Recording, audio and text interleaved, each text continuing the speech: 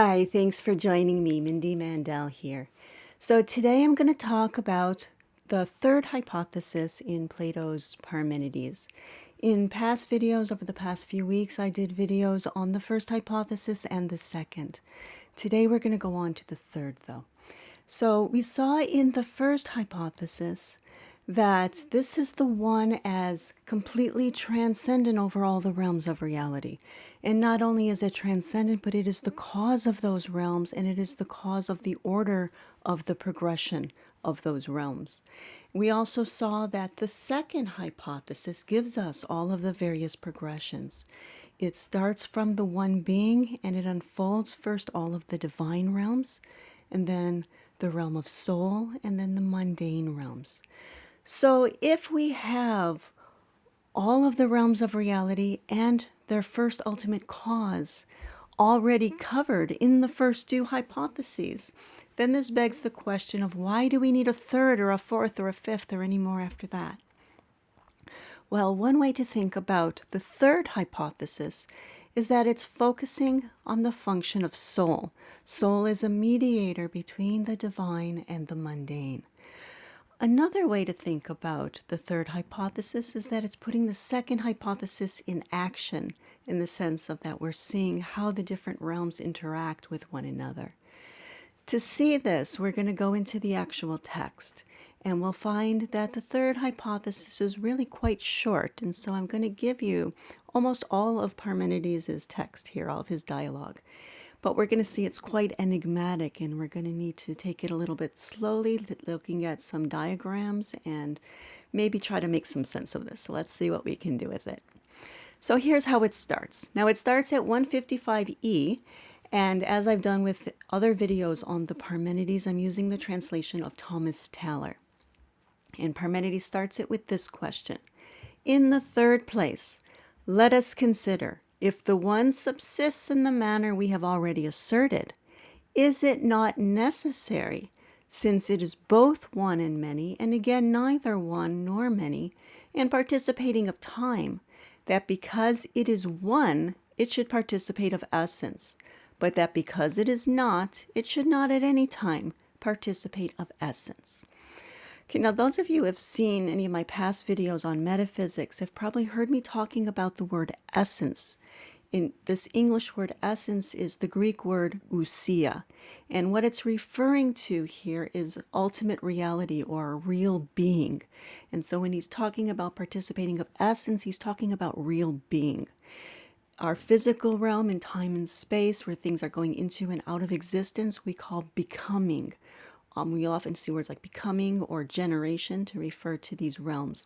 And of course, they're real in their own proper mode of energy and essence, but in power. But they are, in a sense, an imitation, if you will, of being. And so we're going to see this interplay between being and becoming. Okay, so we have a one that is both one and many. It both is and is not. It participates of essence, it does not participate of essence. Also, what we're going to see throughout the third hypothesis is that time plays a key role in this hypothesis, so we want to keep an eye out for that. All right, it participates, therefore, at one time, and it does not participate at another. For thus alone can it participate and not participate of the same. In other words, it cannot both participate and not participate at the same time. Therefore, it must alternate between participating and not participating. Is not that also time when it receives being and again loses it? I think that's a rather awkwardly worded sentence. I think what he's saying here is there not a time when it receives being and again loses it? For how can it be possible that being such as it is, it should at one time possess the same thing and at another time not, unless it both receives and loses? So now we have not just the one participating essence eternally, but we have a one that sometimes participates essence, or ousia in Greek, and sometimes does not.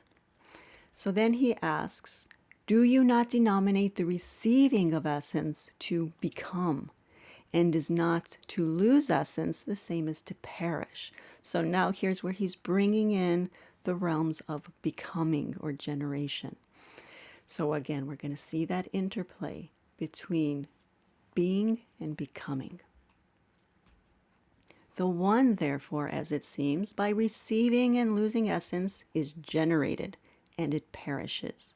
And so there again, another term to use to describe our physical world that's going into and out of existence. It never is in the eternal sense, but it's more that it goes into and out of existence perpetually throughout all time. So it's generated and it perishes. But since it is both one and many, and it subsists in becoming to be and perishing, when it becomes one, does it cease to be many? And when it becomes many, does it cease to be one? Okay, so now we have a mysterious one that alternates between being generated and being destroyed. But in consequence of becoming one in many, must it not be separated and collected? And now from here, we're going to see Parmenides bringing in a number of the categories that we saw in the first and second hypotheses.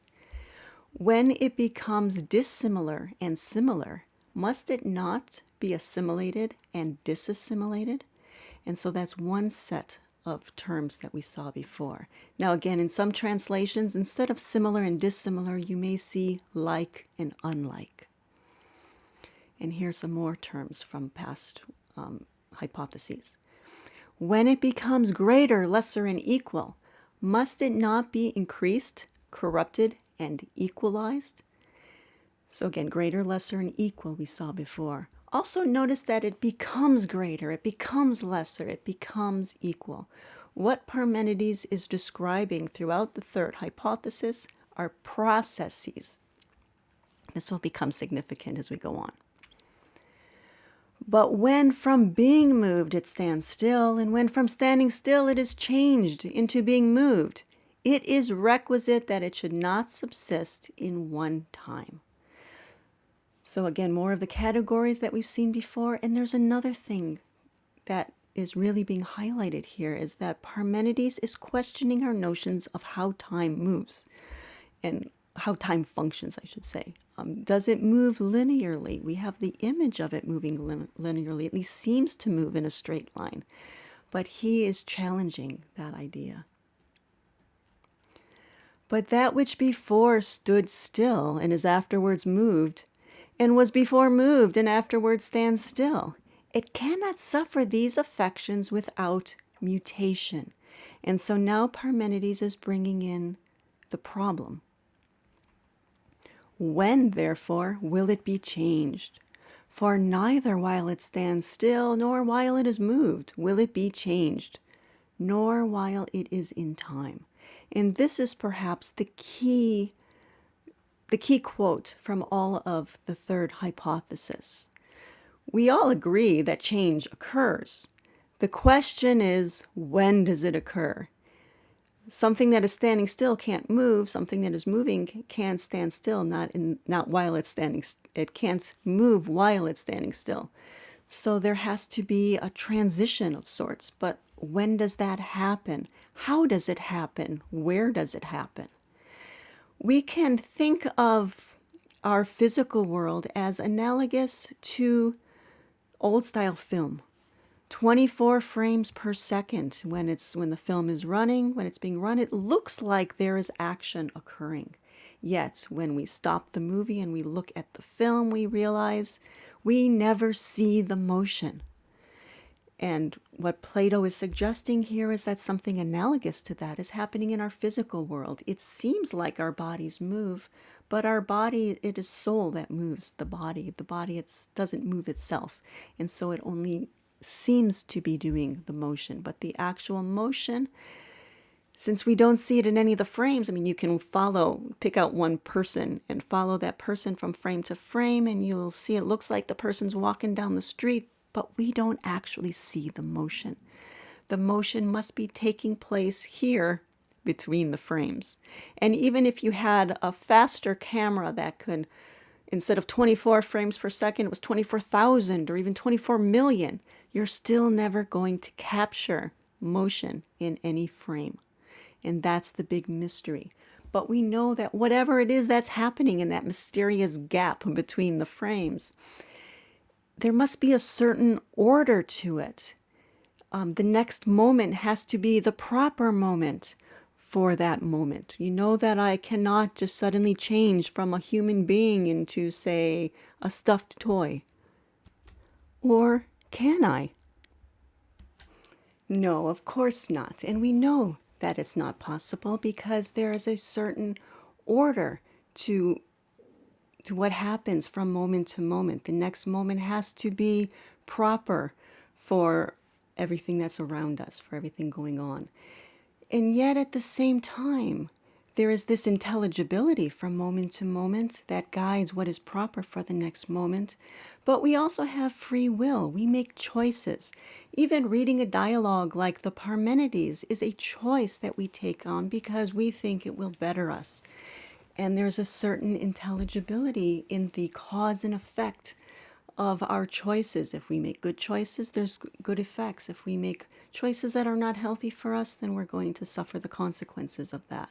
And so there is this intelligibility in the cause and effect of our choices. And I think that's really what we mean by karma. When in our modern lingo, we often talk about karma. It's not about God punishing us or rewarding us. It's about this just intelligibility of cause and effect. So what do we call this, this gap? So the word gap, you can see here, the sudden is what this translator is using, but there's difficulty in the language no matter what you use. Sometimes I've seen the sudden or the instant. Those are temporal words. Gap is a physical or is a spatial term. We don't have a word to capture that which is outside of time and space. But Thomas Taylor used sudden as the closest he could come to what he wanted, what Plato's saying here. And the sudden seems to signify some such thing, is that from which it passes into each of these different conditions. So those processes that we saw introduced earlier in the third hypothesis, now we see that they pass through this sudden. For while it stands still, it will not be changed from standing, nor while in motion will it be changed from motion. But in that wonderful nature, the sudden, and wonderful, by the way, is Old English here. Thomas Taylor wrote in the 19th century, and at that time, wonderful meant it fills you with wonder. So that nature that fills you with wonder, that he's calling the sudden, is situated between motion and abiding. And it is in no time. And into this and from this, that which has moved passes into standing still, and that which stands still passes into motion. So let's look again at these frames of film. We can see that from moment to moment, because each moment has to be the proper moment as the next moment there, it means that there's a certain likeness. Right? Things don't just change suddenly. It's the same people, for example, in these photos. So there's a certain likeness, and yet it seems like they're walking down the street, and so there's also unlikeness or difference. And we'll see that all of the opposites pass through what he's calling the sudden. All of these different processes, all of the opposites exist in time, but not in the sudden. The one, therefore, if it stands still and is moved, it must be changed into each, for thus alone will it produce both of these affections. So the one goes in and out of the sudden, and then it's changed into being moved or standing still. So whatever this sudden is, it cannot be nothing. There must be intelligibility there. There must be something happening because these processes come out of it. And these processes cannot come out of an absolute nothing. But becoming changed, it will be changed suddenly. And when it changes, it will be in no time. The change occurs in that gap, in that space, in that sudden, in that instant. When it changes, it will be in no time. For it will then neither stand still nor be moved. Notice there's a lot of passive voice, by the way, throughout the third hypothesis, and that's because we're dealing with the physical realm. Like in the allegory of the cave, this is like the wall that receives the shadows So it receives, we say, natural and psychical reason principles. So a lot of passive voice going on here. So the change occurs outside of time. And again, the opposites occur in time, but not in the sudden. There are a bunch of mysteries now he's going to unfold for us, or present to us, I should say. Will the one also be thus affected with respect to other mutations? And when it is changed from being into the loss of being, or from non-being into becoming to be, does it not then become a medium between certain motions and abidings? And then neither is nor is not, nor becomes nor perishes. And so we see here he's bringing back, Plato is bringing being back into the discussion. He went from being to becoming, and now he's bringing the two together, showing again that interplay between the divine and the mundane. And soul is that bridge in between. And so that's why this is often associated with the realm of soul and the activity of soul. So the one passes between being and becoming. I'm losing my voice, sorry. And it sometimes is, and it sometimes is becoming. It sometimes perishes, and sometimes becomes.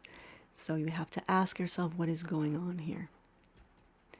In the same manner, when it passes from one into many, and from many into one, it is neither one nor many, nor is it separated nor collected. And in passing from similar to dissimilar, and from dissimilar to similar, it is neither similar nor dissimilar, nor assimilated nor disassimilated.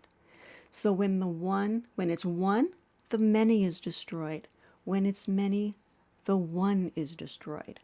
Yet when it's passing from one, or from any of these processes into the other, between any of the opposites, I should say, it is neither of them at that moment. Or that moment outside of time, I should say. It's not a moment. And when it passes from small into great and into equal or its contrary, it will neither be small nor great, nor unequal, nor increasing, nor perishing, nor equalized. And so that's the real mystery of what is that? What is going on in that sudden? What is it? Where is it? When is it? How is it? So those are the mysteries that Plato is leaving us with, and he really doesn't unfold it anymore. He simply says this is what must be. And so we're left to ponder for ourselves, what are the conditions or the metaphysical principles that would be necessary in order for this third hypothesis to be correct? And so what we see here is in a past video, in my last one on Proclus, I was looking at the first and second hypothesis together.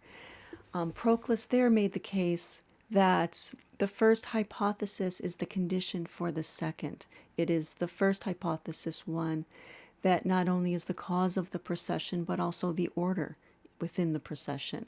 So the first hypothesis is the condition for the second. Now what we're seeing is perhaps that the second is the condition for the third. And so that also means that we need the first as well. So these three are now connected together. And so that's really where we're left, is pondering this interplay between being and becoming. And here is how Parmenides ends it very concisely. All of these passions the one will suffer if it is. So you can ask yourself, which spiritual systems are really focused on what we're seeing here in the third hypothesis?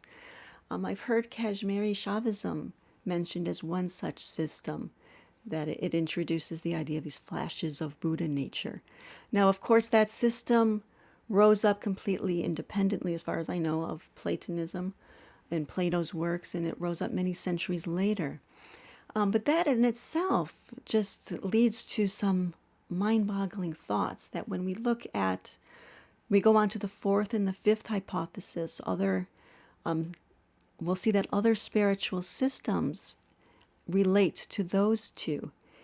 Those are the last two that look at if the one is. When we get to hypotheses 6 through 9, we're considering if the one is not.